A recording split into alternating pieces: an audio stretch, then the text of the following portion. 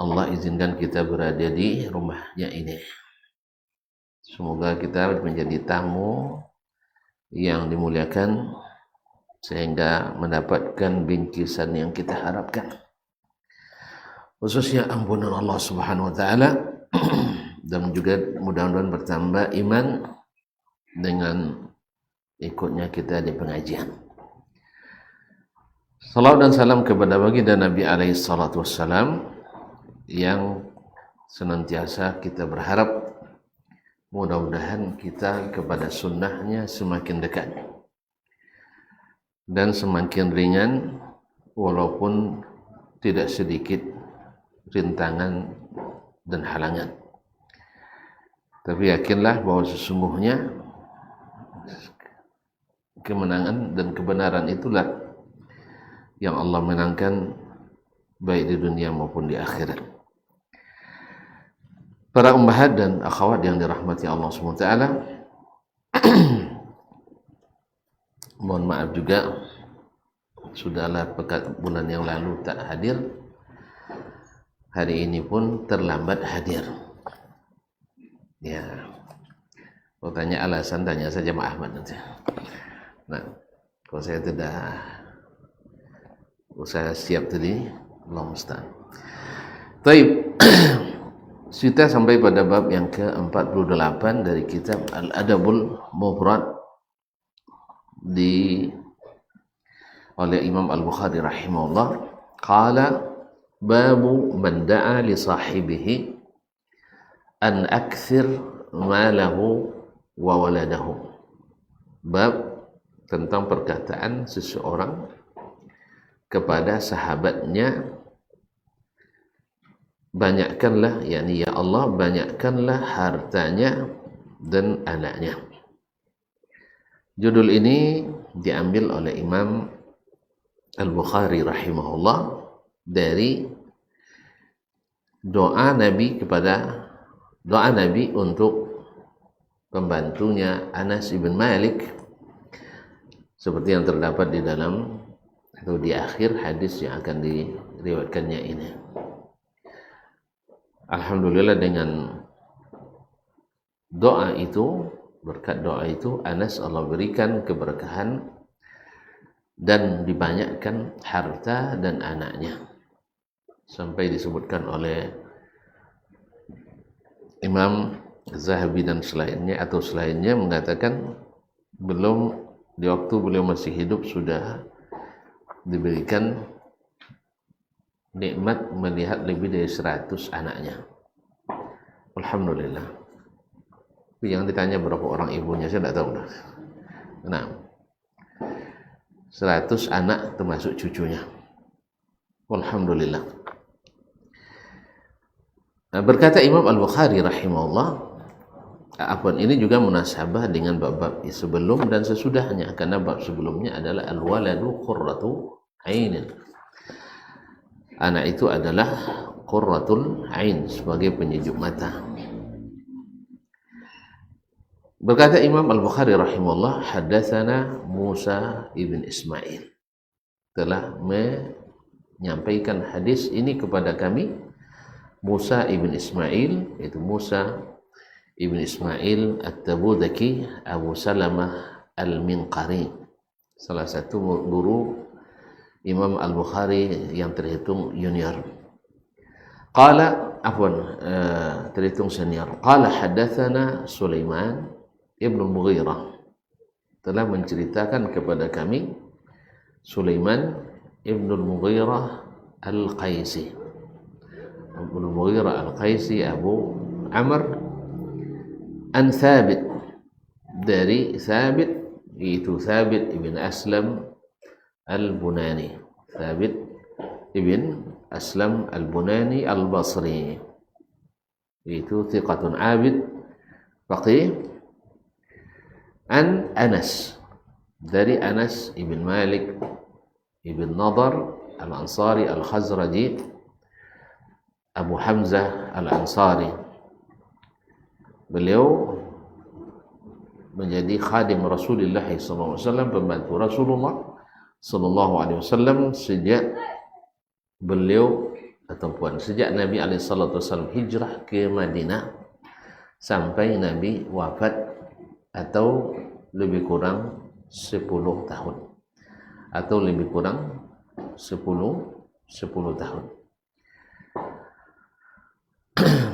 Qala dakhaltu 'ala Nabi sallallahu alaihi wasallam, suatu hari saya datang menemui Nabi alaihi salatu wasallam, masuk menjumpai Nabi alaihi salatu wasallam.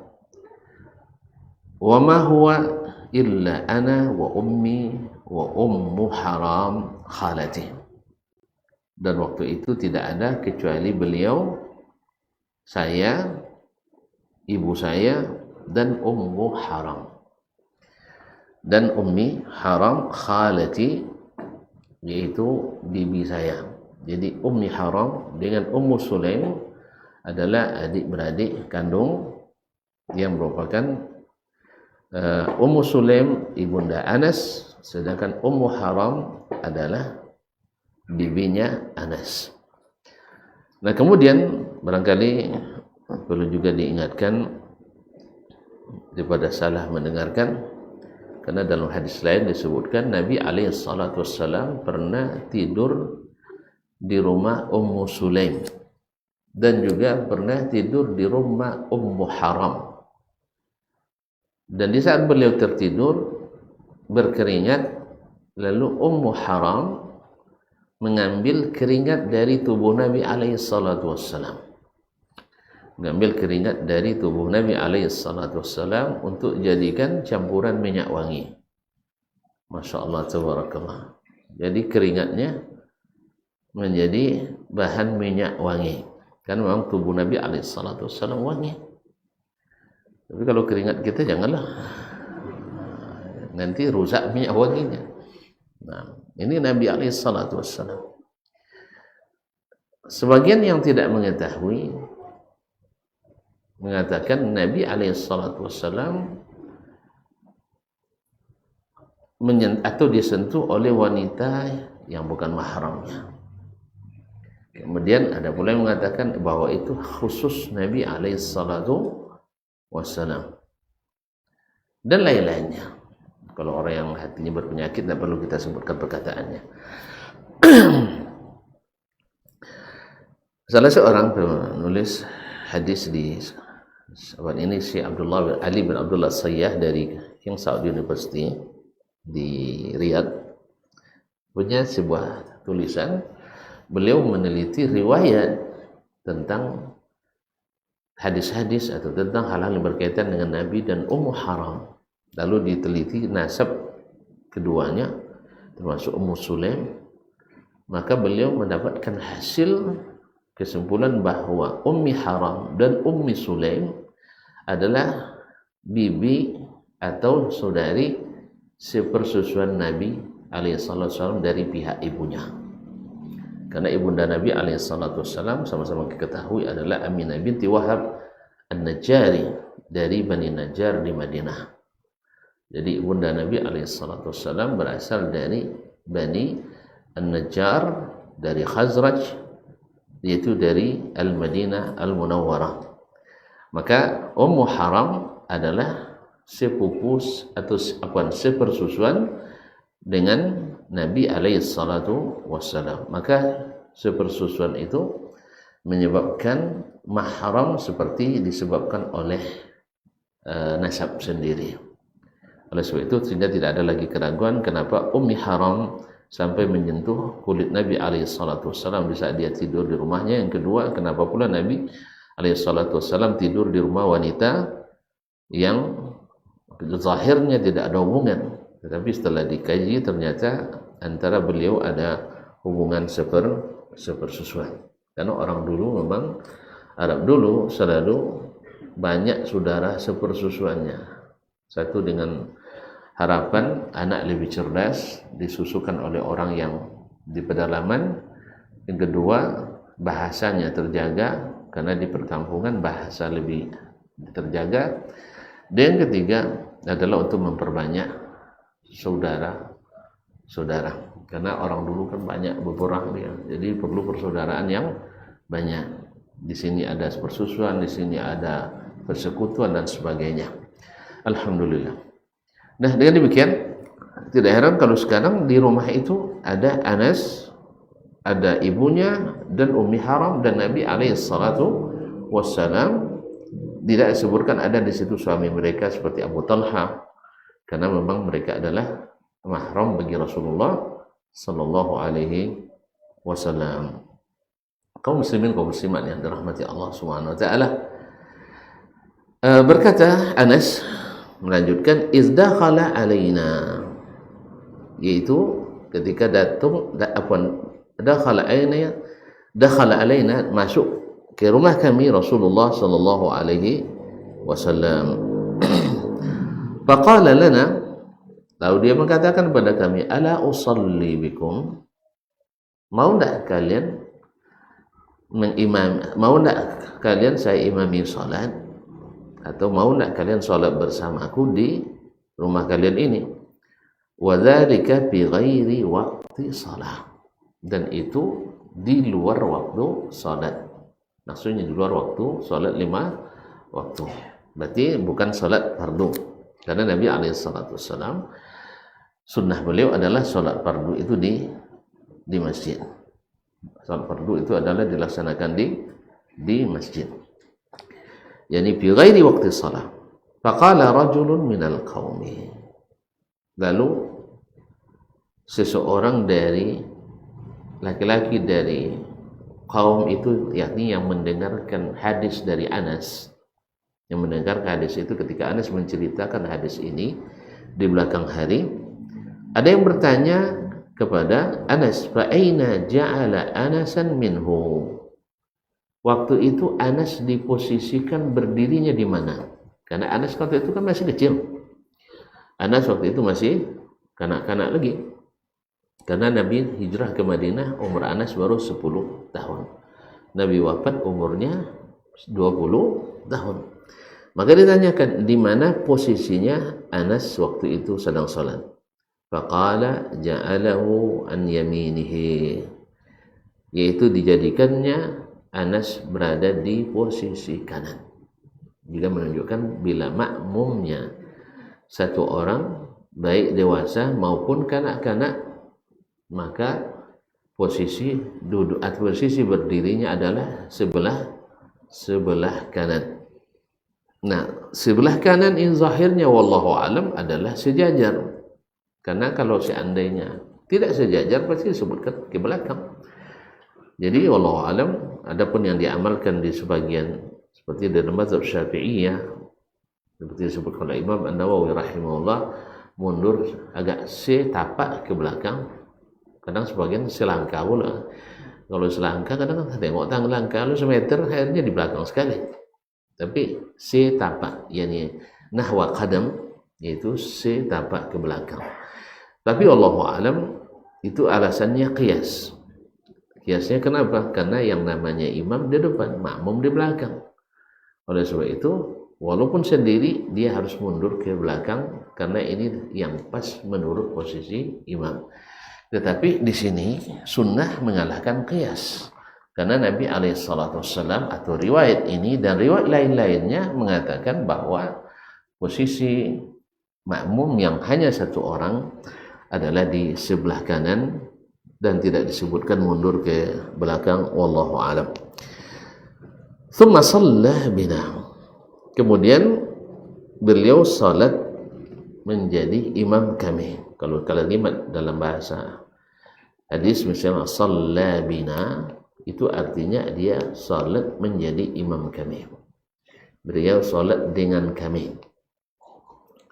Thumma da'a lana ahlul bait, kemudian beliau mendoakan, kemudian beliau memanggil kami, kemudian beliau mendoakan kami ahlul bait bi kulli khairin min khairid dunya wal akhirah. Kemudian beliau mendoakan kami keluarga itu dengan segala kebaikan, baik kebaikan dunia maupun kebaikan akhirat. Di sini kaum muslimin dan muslimat dirahmati Allah Subhanahu wa taala. Dari apa yang dilakukan Nabi alaihi salatu wasallam dipahami bahwa salat sunat itu juga dibolehkan dengan berjamaah dan boleh dilakukan di rumah. Baik. Kemudian Nabi setelah itu mendoakan mereka dengan segala kebaikan, baik kebaikan dunia maupun kebaikan akhirat. Faqalat ummi, lalu ibuku berkata, Ya Rasulullah,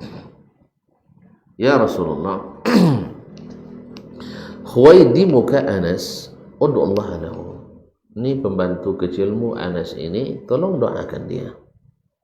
Jadi tadi doa secara umum sudah ada, tapi seorang ibu yang cerdas, dia tahu bagaimana memanfaatkan momen yang sangat berharga itu. Karena kalau di depan orang ramai, mungkin ramai yang meminta.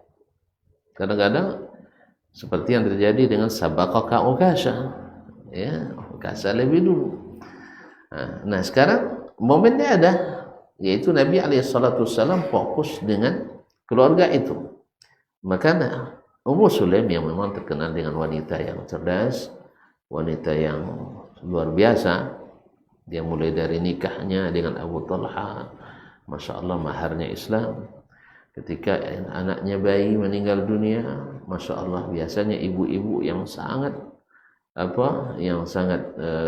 terpukul dan sangat bersedih dan meratap, tetapi justru beliaulah yang sangat sabar sampai-sampai Abu Talha pun heran melihat apa yang dilakukan oleh istrinya itu.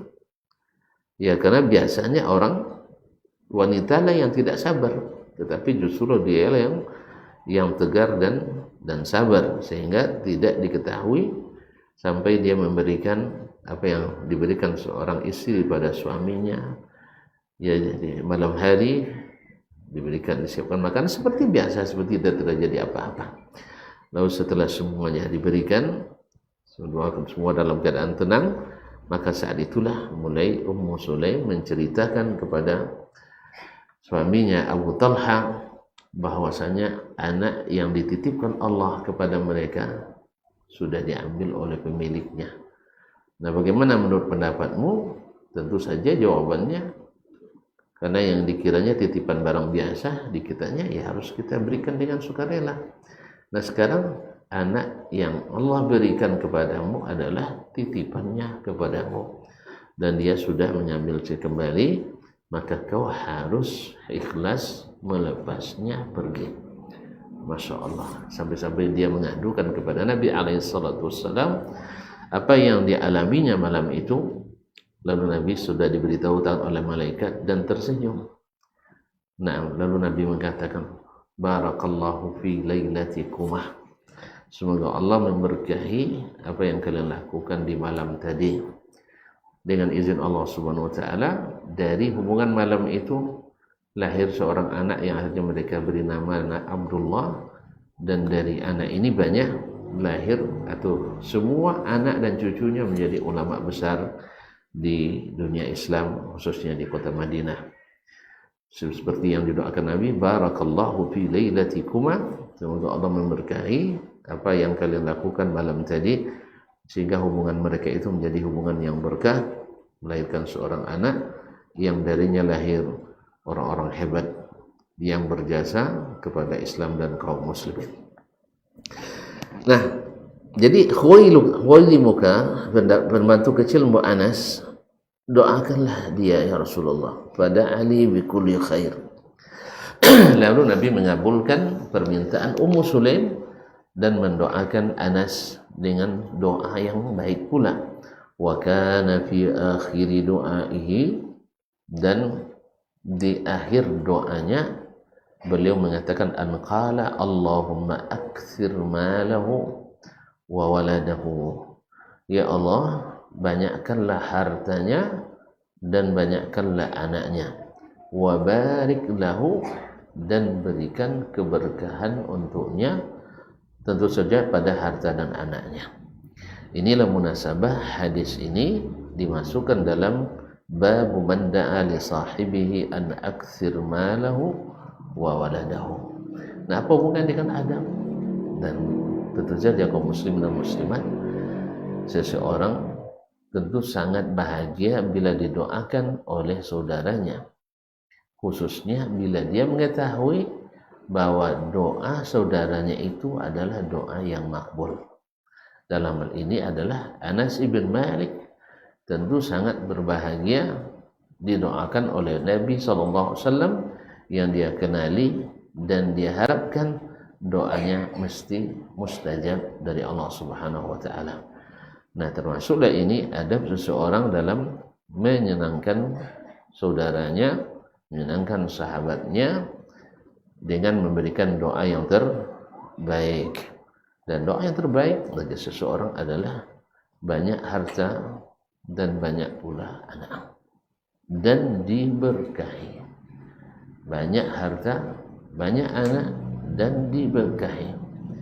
Mungkin waktu kecil kita merasa berat karena bebannya banyak, tapi Masya Allah ketika kita melihat anak-anak kita berhasil, yang satu Masya Allah atau misalnya semuanya adalah orang-orang yang taat kepada Allah, ada yang hafiz Quran, ada yang belajar sunnah, ada yang menjadi pendakwa, ada yang menjadi guru, ada yang menjadi macam-macam yang bermanfaat bahkan dalam jurusan-jurusan yang keduniaan sekalipun. Ya, misalnya jadi seseorang yang profesional untuk kehidupan duniawi, tetapi tidak lalai daripada mencari kehidupan ukhrawi. Anggaplah dia misalnya berhasil jadi polisi, jadi tentara, atau jadi dosen, atau jadi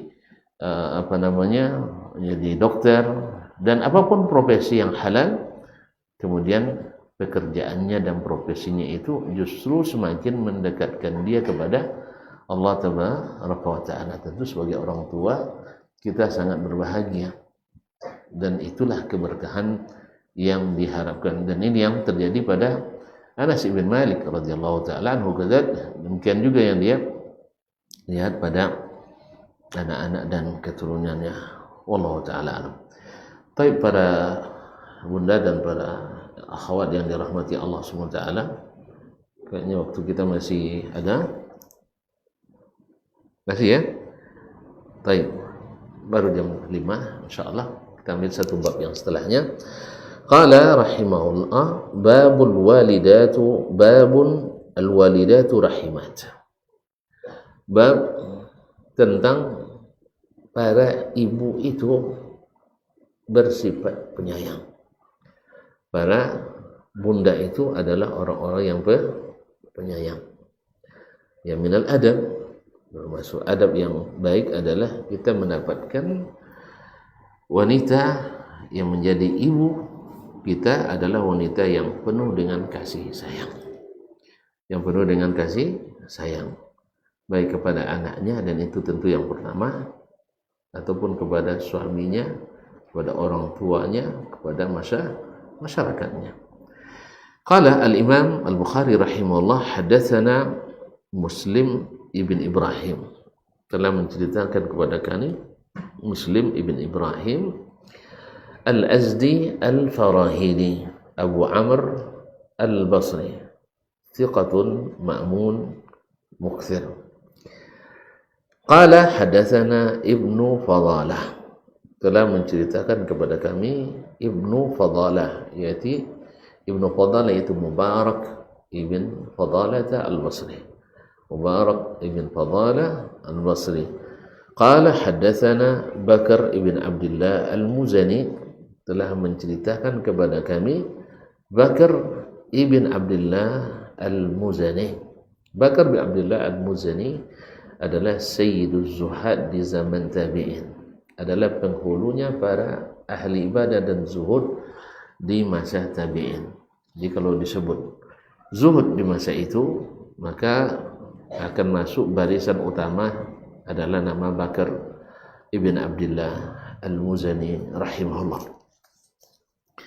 An Anas ibn Malik, dari Anas ibn Malik radhiyallahu ta'ala anhu, qala, dia berkata, ja'at imra'atun ila Aisyah radhiyallahu anha.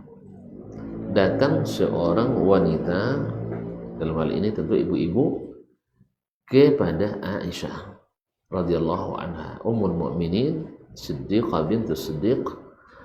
Fa'atatha Aisyatu thalathata marat. Lalu Aisyah memberikan kepada mereka 3 butir kurma. Subhanallah. Kaum muslimin dan muslimat rahmati Allah, bukan karena Aisyah sedikit-sedikit, tidak, tapi kadang itu yang ada. Dan Aisyah termasuk salah seorang wanita yang dikenal dengan kedermawanannya, sangat dermawan. Cuman waktu itu yang ada hanya 3 butir kurma, dan diserahkannya kepada tamunya tadi, dia wanita dengan 2 anak bayinya. Fa'atat kulla sabiyyin laha tamrah. Lalu dia berikan setiap orang dari kedua anaknya sebuah kurma. Satu, masing-masing dapat jatah 1 butir kurma. Wa amsakat li nafsiha tamrah. Tentu sisa 1 lagi dia pegang untuk dirinya, untuk dia makan. Fa'akala as-sabiyyani at-tamrataini. Ternyata anak-anak biasalah, cepat dia makan. Kedua anak bayi itu selesai makan kurma yang 2 butir tadi. Biasanya kalau cuma dapat 1, tentu ingin tambah lagi. Wa nadhara ila ummihuma, dan ummihima. Lalu melihat anak, kalau sudah mau ya pasti nengok lagi ke maknya dengan tatapan penuh harap. Subhanallah. Fa'amidat ila tamrati fashaqqatha nisfaini. Melihat itu, sang ibu tentu tak tegah kecuali mengambil kurma yang 1 lagi dan membagi 2, membelahnya menjadi 2 bagian. Fa'atat kulla sabiyyin nisfa tamrah. Maka dia berikan kepada setiap anak tadi setengah kurma lagi.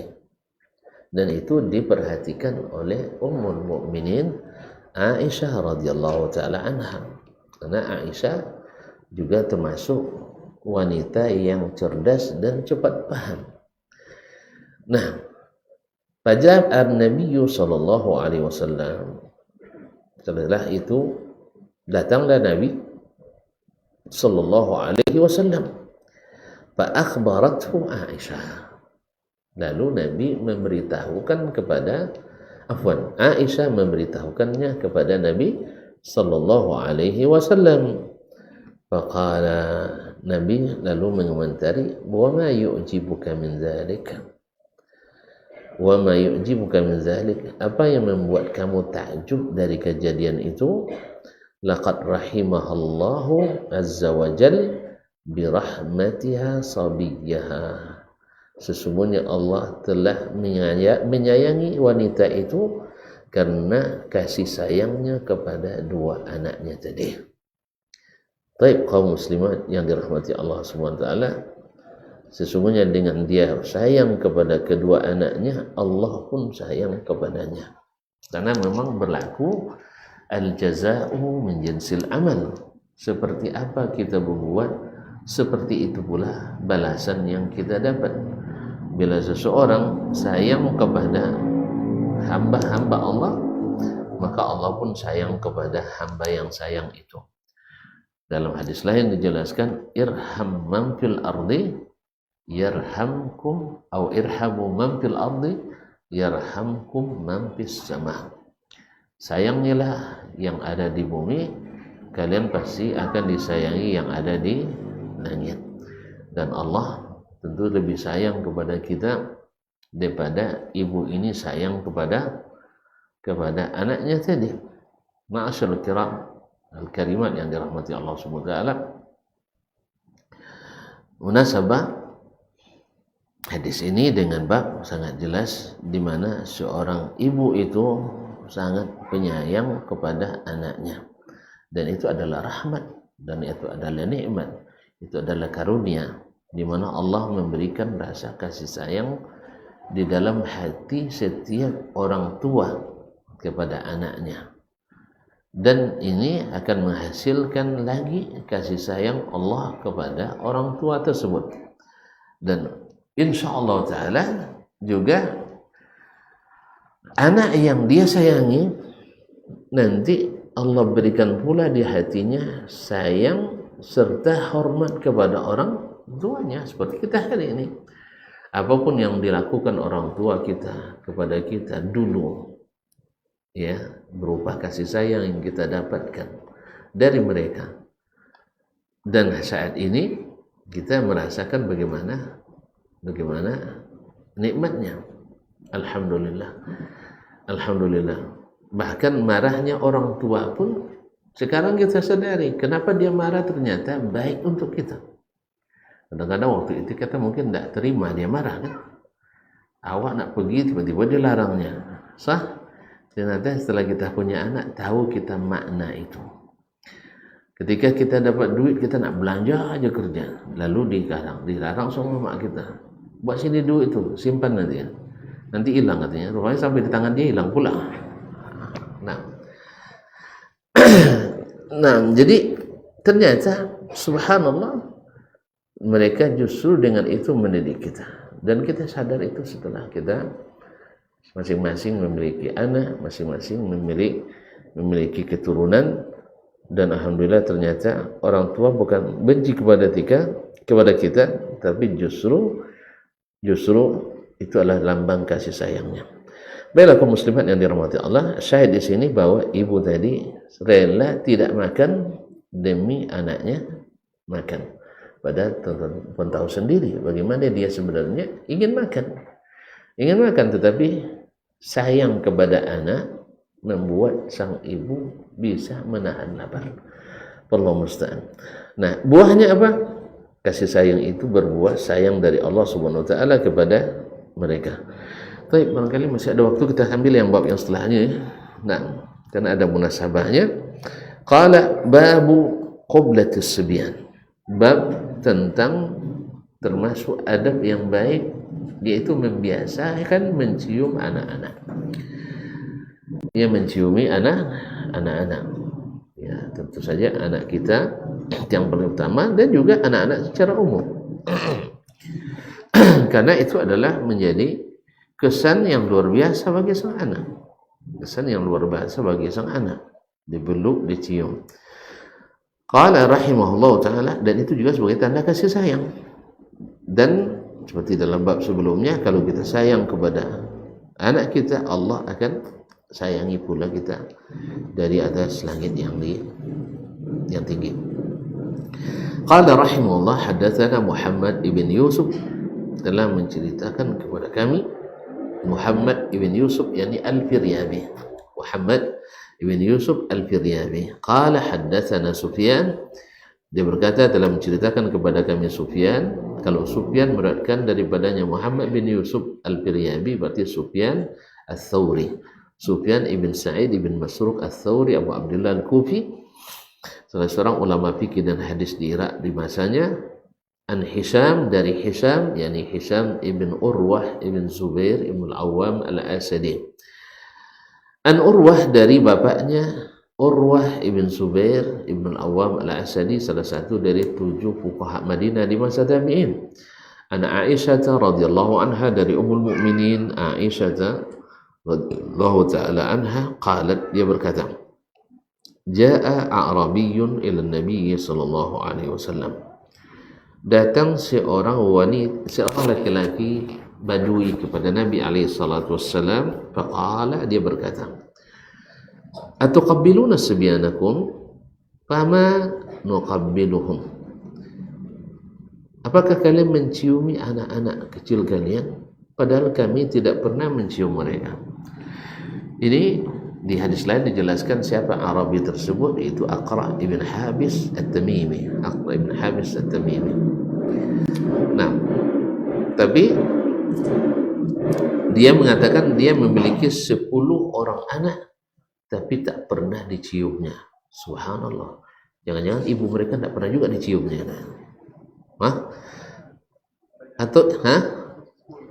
Atau ibunya aja dicium anaknya enggak? La haula wala quwwata billah. 10 orang tak pernah dapat cium. Tahib.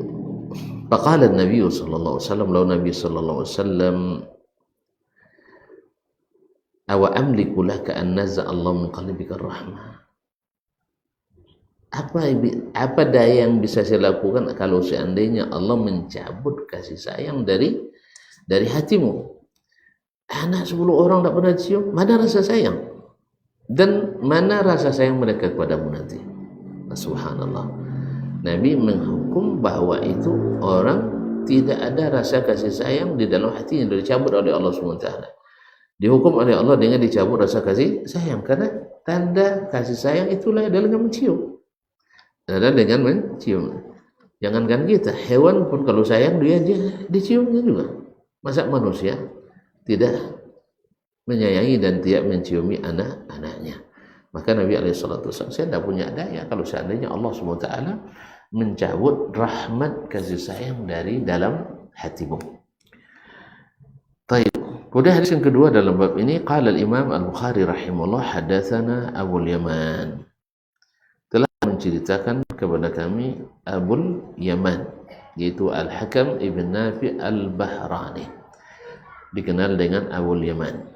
Qala akhbarana Shu'aib, telah menceritakan kepada kami Shu'aib, yaitu Shu'aib ibn Abi Hamzah Dinar Al-Basri, an Az-Zuhri, dari Az-Zuhri, yaitu Muhammad ibn Muslim ibn Ubaidillah ibn Abdullah ibn Al-Harith ibn Hisham ibn Shihab Az-Zuhri.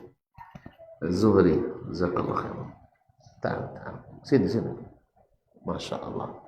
Siapa nama? Hah? Siapa namanya? Habis. Ya. Masya Allah.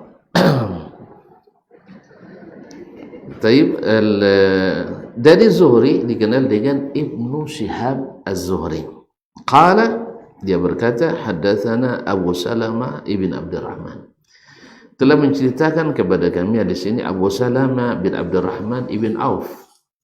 Abu Salamah bin Abdurrahman ibn Auf juga terhitung satu dari 7 fuqaha Madinah di masa tabi'in. Ada khilaf yang ketujuhnya, anna Abu Hurairah, bahwa sesungguhnya Abu Hurairah radhiyallahu ta'ala anhu, Abdurrahman bin Sakhar Dausi, sahabat yang paling banyak berikan hadis dari Nabi sallallahu alaihi wasallam, qala, dia berkata, qabbala Rasulullah sallallahu alaihi wasallam Al-Hasan bin Ali radhiyallahu anhuma.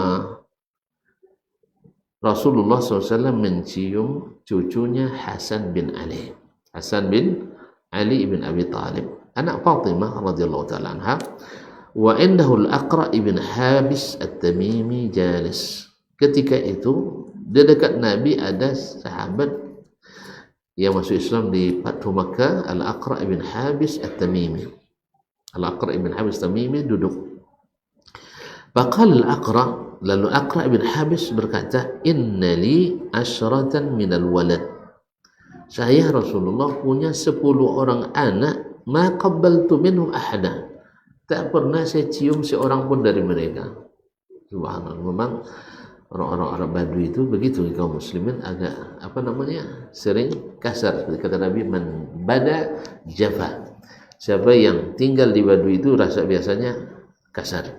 Nah, fanazara ilaihi Rasulullah sallallahu alaihi wasallam, Rasulullah memandang kepadanya. Tsumma qala, Nabi memandang heran. Ya, heran kenapa? Karena mungkin baru pertama kali juga didengar oleh Nabi alaihissalatu wassalam, 10 orang anaknya tidak pernah dicium. Dibayangkan ketika lahirnya gimana itu ya. Nah, ketika lahirnya tidak dia gendong, tidak ada sama sekali. Subhanallah. Hah? Atau mungkin ketika istri ini melahirkan, dia pindah ke rumah yang lain, atau pergi merantau, Allah musta'an. Nah, tapi karena itu dia bicara tentang kebiasaannya. Tentu saja nanti setelah diajarkan oleh Nabi alaihissalam, dia akan berubah. Nah, maka pada Rasulullah SAW melihat kepadanya, heran tentu. Tsumma qala, lalu Nabi ingatkan, man la yarham la yurham.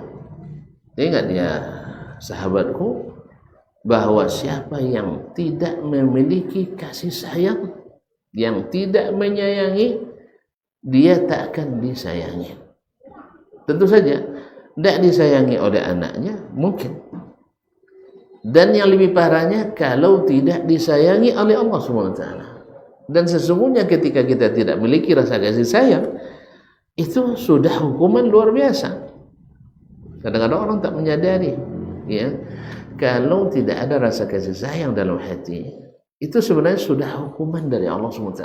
Kita karena tidak sayang, akhirnya Allah cabut rasa kasih sayang itu dari hati kita, sehingga kita tidak atau kita kehilangan salah satu adab yang sangat indah ini, yaitu adab saling menyayangi, khususnya kepada orang-orang yang terdekat dengan kita, anak-anak maupun kerabat kita. Baik, barangkali jelas dari makna hadis ini tentang munasabahnya dengan bab-bab yang disebutkan oleh Imam Al-Bukhari rahimahullah, yang intinya adalah bahwasanya termasuk adab yang sangat diharapkan dari setiap kita, khususnya orang tua, adalah memberikan kasih sayang kepada anak-anak dengan harapan satu, mendidik anak kita untuk selalu memiliki rasa kasih sayang. Yang kedua, memberikan kepada anak kita bahwa mereka adalah orang yang dikasih dan disayang. Yang ketiga, tentu saja kita berharap sifat ini jangan sampai lenyap dari hati kita. Yang keempat, bahwasanya kita berharap, dan ini lebih besar, dengan kita memiliki sifat pengasih dan penyayang, Allah mengasihi dan menyayangi kita. Sebab kalau Allah tak mengasihi dan menyayangi kita, tidak ada yang bisa mengasihi dan menyayangi kita selain pada Allah Subhanahu wa ta'ala. Wabillahi taufiq. Baik, kaum muslimat yang dirahmati Allah, ada beberapa pertanyaan, Masya Allah.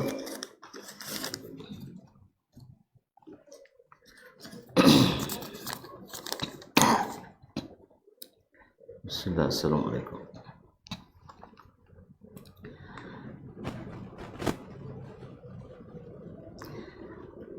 Baik, Assalamualaikum Ustaz, apakah setelah memandikan jenazah kita diharuskan mandi dulu atau solat jenazah?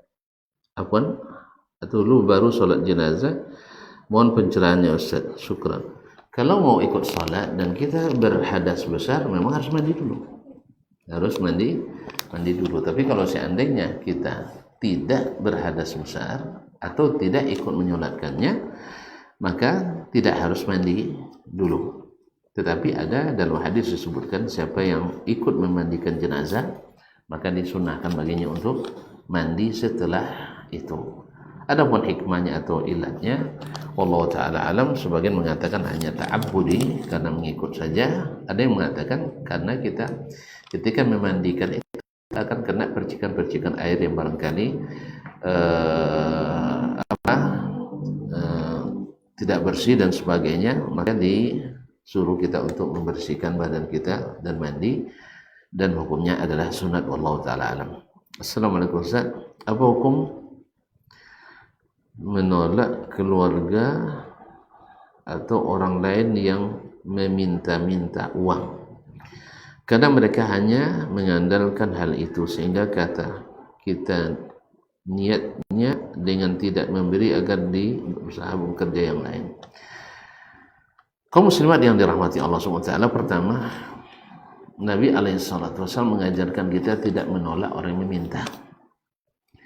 Tetapi kalau sesuai dengan yang dikatakan dalam pertanyaan ini, maksud kita supaya dia bekerja atau berusaha, maka yang sebaiknya adalah dengan memberikan. Kalau dia seorang yang bekerja, berikan alatnya. Seperti Nabi SAW menanyakan kepada orang itu, apa yang kau miliki di rumah? Lalu disebutkan bawanya sebuah bejana, lalu Nabi lelang. Lalu dilelang, tidak laku 2 dirham. Kata Nabi, 1 dirham beli untuk makanan keluargamu, 1 dirham belikan kampak untuk cari kayu bakar dan tali. Subhanallah, mungkin karena termasuk dekatnya dia ingin berusaha. Yang kedua adalah karena berkat doa Nabi SAW, Sehingga tak lama kemudian dia datang ke Nabi sambil menggoyang-goyangkan sakunya sudah penuh dengan uang. Jadi itu salah satu solusi. Kalau memang kita ingin mendidik orang ini supaya jangan mengandalkan meminta-minta lagi, maka kita berikan peluang baginya untuk berusaha. Apakah dengan modal atau dengan barang? Ya. Contoh kecil misalnya yang karena mungkin Anda kadang kita dilihat di video-video singkat, orang minta-minta di jalan, daripada dikasih duit lalu dibelikan air mineral, air minum, lalu dia jual. Pertama, dia lebih punya bermartabat, yang kedua mungkin lebih banyak dapat. Kalau tadi dikasih uang, dikasih 10.000 bagi orang, tidak seberapa. Tapi kalau jika dibelikan air sekarton misalnya dengan berapa sekarton, 40.000 misalnya, 40.000 lalu dijual jadi 60, besok dia beli lagi, jual lagi, sudah tidak untung lagi, 20 sehari menjadi, dan seterusnya berkembang. Kita memang kalau berusaha tidak mungkin langsung jadi besar. Abdurrahman bin Auf pergi ke pasar dulu modalnya nol, tidak ada modal sama sekali, tapi akhirnya menjadi orang paling kaya atau orang yang termasuk yang paling kaya dan dermawan pula di Madinah. Kalau sesuai tujuannya tadi, karena memang sebagian orang memang mengandalkan meminta terus, yang kadang-kadang sampai memberatkan orang yang memberatkan sebagian orang, ya, memberatkan. Nak dikasih salah, tak dikasih salah. Kali perlu dididik dengan cara yang disebutkan dalam pertanyaan tadi. Wabillahi taufiq. Assalamualaikum warahmatullahi. Kalau sholat bagi laki-laki masbuk, saf pertama penuh, terus apa yang dilakukan? Apakah salah satu jemaah kita tarik ke belakang atau tidak? Syukran. Wallahu a'lam. Pertama, kalau masbuk itu lalu dia tidak mendapatkan orang yang sholat bersamanya, dia dihadapkan pada dua pilihan. Satu, kalau mengikut pendapat ulama yang mengatakan tidak sah sholat sendirian di belakang saf, maka kalau dia sholat berjamaah tanpa ada yang bersamanya, otomatis sholatnya tidak sah. Tapi kalau dia ikut pendapat ulama yang mengatakan sholat berjamaahnya di belakang saf tetap sah, maka dia sholat sendiri walaupun sholat ikut berjamaah walaupun sendiri di belakang saf. Yang kedua, ada kondisi, ada kemungkinan dia terlambat, tapi kemungkinan ada orang lain yang akan datang. Ada orang lain yang akan datang, maka dia sholat bersama orang lain yang datang itu.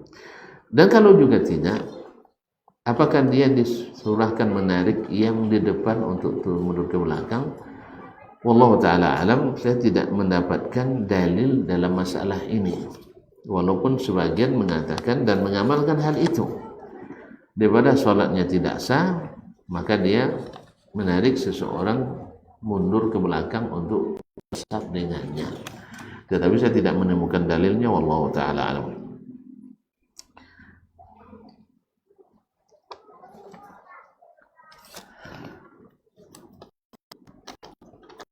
Jadi pilihan terakhir adalah dia sholat sendirian, tidak berjamaah.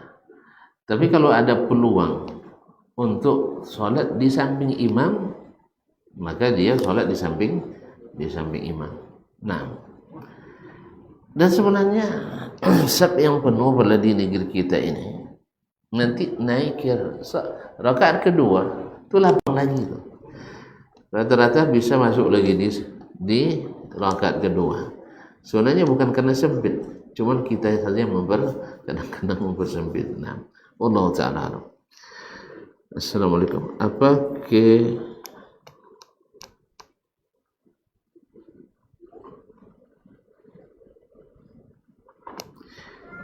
Apa keguguran terus bermimpi bayi itu datang kepada kita, apa itu termasuk syirik? Paling besar enggak.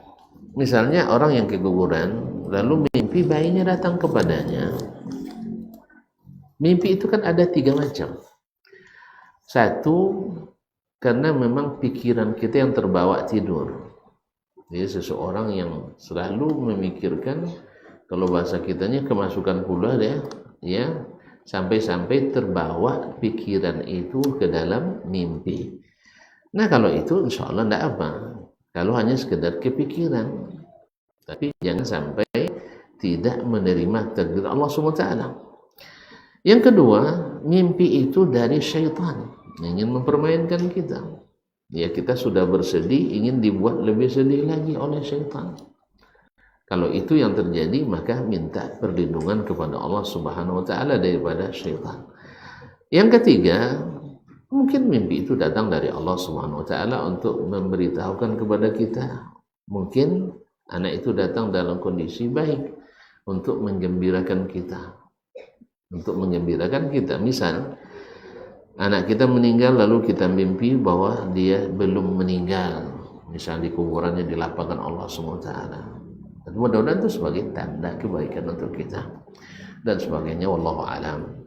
Mudah-mudahan tidak termasuk apa yang dikhawatirkan, termasuk syirik. Wabillahi at-taufiq. Dalam salat berjamaah, kapankah kita makmum membaca Al-Fatihah bersamaan dengan imam atau setelah imam membaca Al-Fatihah? Kan ini masalah khilaf di antara ulama. Pertama, sepakat ulama mengatakan bahwa Al-Fatihah adalah rukun. Yang rukun dari rukun salat, kecuali dalam mazhab Hanafi yang tidak menjadikannya sebagai rukun. Artinya boleh Al-Fatihah, boleh selainnya, tapi jamaahir ulama mengatakan dia rukun. Yang kedua, kalau dia rukun tidak boleh tidak dibaca. Kemudian sepakat pula para ulama bahwasanya membaca Al-Fatihah dalam surat sir wajib bagi imam dan makmum. Bagi imam dan makmum. Kemudian terjadi khilaf di antara ulama tentang membaca Al-Fatihah bagi makmum ketika salat jahar. Ketika salat jahar. Sebab khilafnya adalah karena di satu sisi makmum diperintahkan untuk mendengarkan imam, yaitu wa idza quri'al qur'anu fastami'u lahu wa ansitu. Apabila dibacakan Al-Qur'an maka dengarkan dan diam. Dengarkan dan diam. Dan itu pada asalnya adalah ketika salat. Nah, ketika dia mendengarkan dan diam, otomatis dia tidak bisa membaca Al-Fatihah. Maka hadis Nabi alaihi salatu wassalam, man shalla ma'al imam fa qira'atul imam lahu qira'ah. Siapa yang salat bersama imam maka bacaan imam baginya sudah mewakili, atau itulah qiraahnya. Ulama sebagian mengatakan itu adalah termasuk di dalamnya baca Al-Fatihah. Sehingga dalam mazhab Imam Malik rahimahullah, membaca Al-Fatihah bagi makmum di salat jahar tidak wajib, sehingga dia tinggal mendengarkan imam dan tidak bacanya. Tapi dalam mazhab yang lain seperti Asy-Syafi'i dan Imam Ahmad tetap wajib membaca Al-Fatihah.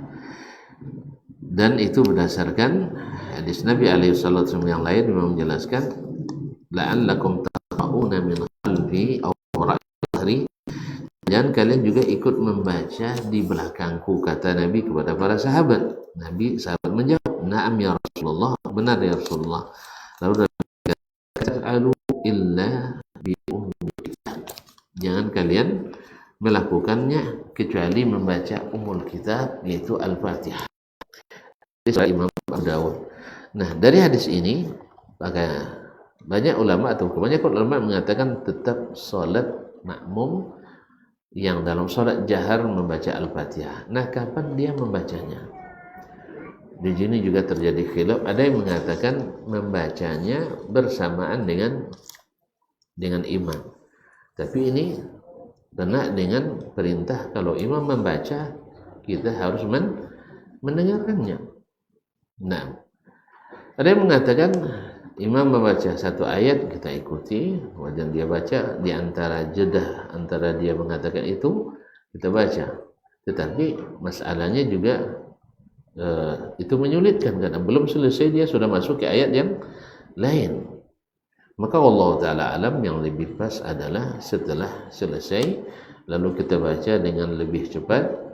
Apalagi kalau sebagian imam kan diam antara amin dengan membaca surat, walaupun sebenarnya tidak disunahkan diam di antara amin atau al-fatihah dengan surat, tidak termasuk sakta yang diriwayatkan dari Nabi SAW. Tapi kadang-kadang makmum mungkin mikir surat apa yang mau dibaca lagi, maka kita baca pada saat itu. Wallahu ta'ala alam.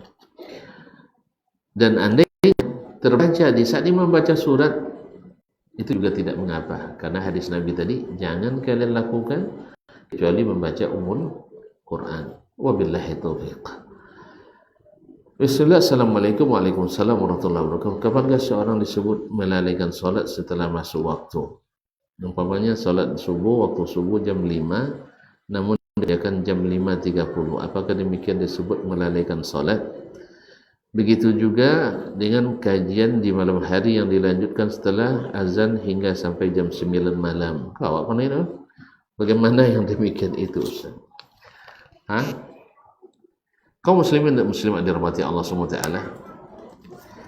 Nabi SAW ketika menjelaskan melalaikan salat itu, beliau menyebut salah satu bentuknya adalah sampai hampir keluar waktunya. Sampai hampir keluar waktunya, sehingga naqara kanaqratil ghurab, lalu dia mematuk seperti burung gagak mematuk makanan. Ini yang termasuk yang melalaikan salat. Adapun masih di awal waktu lalu dilambatkan karena ada hajat atau darurat. Hajat misalnya bagi ibu-ibu, misalnya dia biasanya habis masak tuh mandi dulu baru sholat. Sekarang tinggal lagi masak, baginya tinggal misalnya 10 menit selesai dan selesai, sehingga sudah bisa ditata. Daripada dia mandi dulu, habis itu masak lagi, mandi lagi, barangkali lagi melalaikan, maka melambatkan 10 menit itu tidak terhitung melalaikan. Termasuk juga dalam pengajian. Setelah azan, antara qamat, azan dan qamat, kita melambatkannya sedikit karena pelajaran kajian. Dan ini juga ada dasarnya dari Nabi SAW, khususnya salat Isya, yaitu Nabi melihat bila sahabat masih bersemangat bersembang di antara mereka, maka Nabi lambatkan qamat sampai hampir habis sepertiga malam pertama. Tapi kalau dilihatnya sahabat sudah mulai tertaku-taku, dan nggak angguk, ya sudah mengantuk, maka Nabi menyegerakan qamat. Tapi ingat, menyegerakan qamat di sini maksudnya bukan azan langsung qamat, dan bukan pula waktu yang sangat sedikit, sebab dibayangkan atau digambarkan oleh sahabat, setelah azan seseorang pergi ke Baqi untuk buang hajat di sana. Nanti yang sudah pernah ke Madinah kan nampak tuh, ya masjid dari Raudhah itu Masjid Nabawi dulu. Nah, rumah sahabat tuh di sekitar situ, di pekarangan Masjid Nabawi sekarang. Pergi dia ke Baqi sana, kuburan Baqi, ya. Sekarang menjadi di ujung pekarangan Masjid Nabawi. Tapi lumayan, ya. Berapa jaraknya itu? Kalau pergi dia buang air di situ, lalu balik ke keluarganya dan berwudu, lalu dia ke masjid, masih sempat untuk sholat sunat. Itu yang maknanya segera qamat itu, bukan maknanya segera qamat azan langsung qamat. Tapi apa yang dilambatkan? Yang dilambatkan sampai tadi, sampai hampir habis sepertiga malam pertama, yaitu salat Isya. Bahkan Nabi katakan bahwa salat Isya yang paling afdal adalah dilambatkan, cuman takut memberatkan. Wabillahi taufiq. Jadi sebab itu insyaallah termasuk melalaikan karena masih di dalam waktu, bahkan masih di awal waktu. Wallahu taala alam. Dan mohon maaf juga bagi laki-laki, kalau termasuk juga melalaikan kalau dia tidak pergi, tidak ikut sholat Jamaah itu termasuk melalaikan, wabillahi taufiq. Oleh sebab itu makanya masjid atau khususnya masjid yang ada di kampus atau di sekolah atau di yayasan ini juga harus memperhatikan kondisi orang-orang yang akan sholat. Kalau masih ada yang kuliah, maka dilambatkan qomatnya. Kalau kami di Madinah misalnya, kan waktu sholat itu kadang-kadang macam sekarang kan maju nih zuhur, berarti azan jam 12 lewat sedikit, nanti qomatnya tetap jam 1, berarti 1 jam antara azan dan qomatnya, itu tidak masalah. Yang penting bagi yang ingin sholat di awal waktu, bagi yang tidak wajib, bagi yang sholat berjemaah, semisal security yang dapat sip jaga, sah? Atau dokter yang sedang harus melakukan operasi dan sebagainya yang membutuhkan sholat, dia sudah diberitahu dengan azan. Adapun orang-orang yang akan ikut sholat berjamaah, maka diberikan waktu dan kesempatan. Sedang rapat bisa menuntaskan rapatnya, yang sedang kuliah menyelesaikan kuliahnya, dan yang sedang bekerja bisa membersihkan badannya, dan setelah itu sama-sama ke rumah Allah Subhanahu wa ta'ala. Wabillahi at-taufiq. Assalamualaikum Ustaz. Wassalamualaikum. Bagaimana hukum sholat wanita yang mengucir rambutnya? Apakah boleh mengucir atau diuraikan saja? Wallahu ta'ala alam. Perintah Nabi SAW untuk menguraikan rambut bagi laki-laki, wallahu a'lam, termasuk juga insyaallah bagi perempuan, wabillahi taufiq. Itu yang saya pahami dari hadis tersebut, bahwa Nabi SAW melarang laki-laki menguncir rambutnya ketika sholat, dan wanita masuk dalam larangan tersebut, tapi tidak sampai kepada haram, wabillahi taufiq. Dan terima kasih dan mohon maaf. Apakah tidak termasuk melalaikan sholat ketika kita tidak hadir di dalam sholat? Termasuk lalaikan sholat adalah orang yang tidak tahu apa yang dia kerjakan dalam sholat. Itu termasuk lalai. Tapi karena pertanyaannya tentang waktu, maka saya jawab tadi tentang melalaikan dari sisi waktu. Termasuk orang yang lalai melalaikan sholat itu adalah orang yang tidak tahu apa yang dia kerjakan. Dah takbiratul ihram cik tahu, sudah itu tinggal salam, sudah sannya. Sudah. Allah musta'an. Ada masa-masanya. Ada masa-masanya kita mengalami. Kadang untung kadang hanya sampai setelah 2 rakaat kan. Kalau sampai salam tidak ada sama sekali, itu adalah sekali kita. Wallahu musta'an. Terima kasih. Jazakallah. Nah?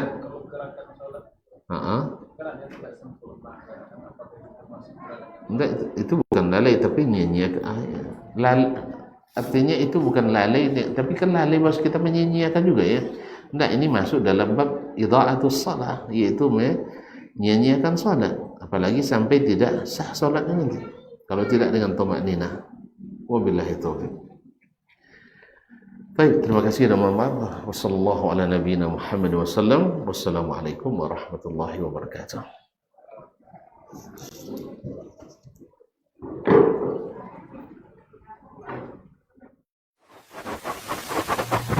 Barometer amal kita saleh tak salehnya di salat kita. Bila salat kita ikhlas dan sesuai dengan sunnah Nabi SAW, maka insya Allah amalan yang lain ini aktivitas ini membantu saya di akhirat atau akan menyulitkan saya di akhirat. Kalau seandainya perbuatan itu ternyata akan menyulitkan kita di akhirat kelak, tinggalkan perbuatan itu. Anta ni'mal jund. Kamu adalah sebaik-baik prajurit. Coba lihat. Kamu adalah sebaik-baik prajurit. Maka tujuannya adalah menghancurkan kehidupan rumah tangga.